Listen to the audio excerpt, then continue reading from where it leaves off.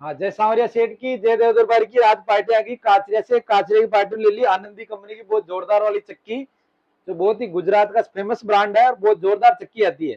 ये बिल्कुल पैकिंग वाली है और बोलने वाली है, बहुत जोरदार चक्की है। सांवर जी को दे दी। सांवर जी कैसी लगी आप? बहुत अच्छा लग गया। बढ़िया। भाभी जी परेशान करिए चक्की हाँ मिला दिया रोज। परेशान भाभी जी કર્યા रोज घर परेशान कर मिला कि भाई चक्की आपने घर ही बीच में हटो तो રોજ आपने के घर ही पिसा चाहिए, पिसा पिसा बाहर ना थाक जाना गया पड़ा है। हूँ। ये भी लई आपने काम करा तो शाम का लेट जाओ तो पिसाबा को टाइम भी नहीं मिला।